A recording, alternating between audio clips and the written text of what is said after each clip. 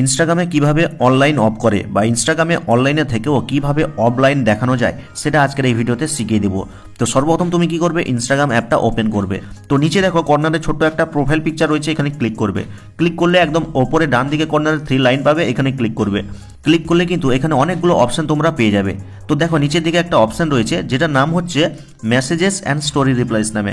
তো এখানে ক্লিক করবে। ক্লিক করলে কিন্তু পরের স্টেপে আবার অনেকগুলো অপশন পাবে। তো নিচের দিকে দেখো একটা অপশন রয়েছে শো অ্যাক্টিভিটি স্ট্যাটাস। তো এখানে ক্লিক করবে। ক্লিক করলেই দেখো আমার কিন্তু এই বাটনটা অন করা রয়েছে, লেখা রয়েছে দেখো শো অ্যাক্টিভিটি স্ট্যাটাস।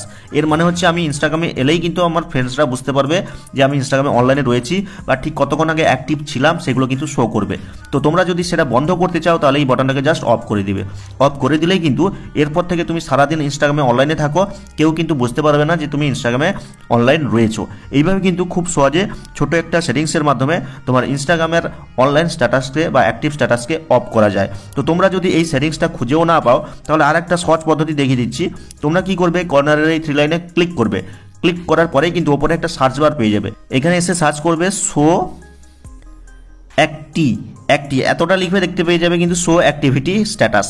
তো এখানে ক্লিক করলে কিন্তু ওই সেটিংসটা সরাসরি তোমরা পেয়ে যাবে। তো তোমাদের যদি অন থাকে জাস্ট অফ করে দিলেই কিন্তু কাজ শেষ। এরপর থেকে কিন্তু আর কিছুই করতে হবে না। তুমি সারাক্ষণ বন্ধুদের সাথে অন্য কারোর সাথে তুমি চ্যাটিং করো বা অনলাইনে থাকো, রিলস দেখো, কেউ কিন্তু বুঝবে না যে তুমি ইনস্টাগ্রামে অনলাইনে রয়েছো।